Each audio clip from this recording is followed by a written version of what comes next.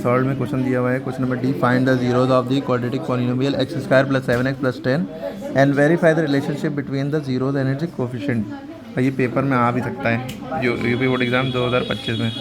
तो ये करना कैसे, जब भी ज़ीरोज़ निकालना हो या रूट्स निकालना हो, है ना, या समझ लीजिए उसका सॉल्यूशन कह लिए, तो जो भी इक्वेशन दी है इसको हम क्या करते हैं, फैक्टराइज करते हैं ना। इसके 2-3 मेथड होते हैं। तो आपका normal splitting the middle term वाला जो मेथड है वो यूज़ करिए। कौन सा? Splitting the middle term. Middle term इसे कहते हैं। ये बीच वाला जो नंबर है इसको स्प्लिट करना है। ठीक, कैसे स्प्लिट करना है कि जो भी फैक्टर हम करें, मतलब इसके यहाँ पे देखिए इसका कोफिशिएंट एक्स स्क्वायर का 1 है तो कोई दिक्कत नहीं है। इस 1 से हम इसको मल्टीप्लाई करते हैं। यहाँ पे अगर 2 होता तो 20 हो जाता, 20 के फैक्टर निकाल के स्प्लिट करते हैं। 3 होता 3 10 30 हो जाता, 30 के फैक्टर निकाल के स्प्लिट करते हैं। लेकिन यहाँ कुछ नहीं है तो 1 है, 1 10 10, यानी कि एक हेडेक कम होगी। यहाँ कुछ नहीं है, हमें इसी की फैक्टर निकाल के इसको करना है। 10 को हम फैक्टर निकालेंगे, 2 5 10, 5 1 5। अब हमने देखा 2 × 5, 2 5 कितना आ रहा है 10, यानी कि जो फैक्टर हमारे हैं अगर हम उनको मल्टीप्लाई करें तो ये आ जाए, और हम उनको ऐड करें या सब्ट्रैक्ट करें तो ये आना चाहिए। तो 5 और 2 को 2 5 10 भी हो रहा है और 2 + 5 7 भी हो रहा है। तो ये कंडीशन हमारी फुलफ़िल हो रही है कि मल्टीप्लाई करने पर 10 आना चाहिए और ऐड या सब्ट्रैक्ट करने पर मिडिल वाला आना चाहिए। तो स्प्लिटिंग द मिडिल टर्म का मतलब है कि ये जो चीज़ है, जो ये चीज़ जिससे ये चीज़ आ रही है, जो ये 7 है, ये किससे आ रहा है, इन दोनों को ऐड करने से। तो इसको हटा के ये चीज़ लिखनी होती है। क्लियर हो रही बात? जो 2 + 5 लिखा है, तो इसकी जगह पे भाई पहले हम एक्स स्क्वायर उतार लेंगे। ये आगे जो 10 लिखा था ये भी उतार लिया। बस ये 7x नहीं लिखेंगे, इसकी जगह पे क्या लिखेंगे, 2 + 5 क्या लिखेंगे, 2x, यहाँ x लगा लिया, प्लस 5x। ठीक है, इसको हटा दिया, मतलब 7x को देखिए इन दोनों में स्प्लिट कर लिया। समझ में आ रही बात ना? इसे कहते हैं स्प्लिटिंग द मिडिल टर्म। यहाँ कर लिया तो बड़ा आसान था, आसानी से हो गया। अब इसके बाद की कहानी क्या है? इसके बाद की कहानी ये है कि आपको कॉमन देखना है। किसमें? ये शुरू के 2 टर्म में और बाद के 2 टर्म में।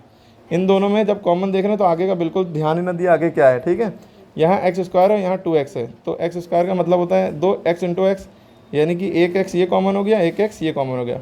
प्लस के इधर और इधर देखते हैं, दोनों में ये x कॉमन है तो x कॉमन ले लिया और कुछ नहीं कॉमन है, तो ये x जब कॉमन हो गया तो यहाँ से 1x हट गया, ये x बचा, इस प्लस से पहले 1x बचा, प्लस यहाँ तो 2x में से 1x चला गया तो ये वाला 2 बचा। ठीक, क्लियर होगी बात? हाँ, फिर अब इसको देख चुके हैं, अब इतना देखिए, इसका पीछे इधर वाला ना देखिए। 5x + 10 में देखिए क्या कॉमन है, 10 को हम लिख सकते हैं 5 2 10। देखिए 5 यहाँ भी दिख रहा है और यहाँ भी दिख रहा है, और यहाँ प्लस है ना, तो ये प्लस में 5 कॉमन लिख लिया। ठीक है, तो ये 5 और ये 5 चला गया। यहाँ क्या बचा, इस प्लस से पहले ये वाला x बचा और ये वाला प्लस उतारा, और यहाँ इस 10 की जगह पे ये 5 चला गया, ये बचा 10 2, ये लिख लिया। यानी कि जो x + 2 यहाँ बचा था वही अपने आप यहाँ बचेगा। ये सब रफ कॉलम है। ठीक है, इधर वाला वो रफ में करिएगा। अब जो चीज़ 2 बार दिख रही है उसको एक बार उतार लें। x + 2 2 बार दिख रहा है, इसको एक बार उतार लिया, और x + 5 दिख रहा है, x + 5 उतार लिया।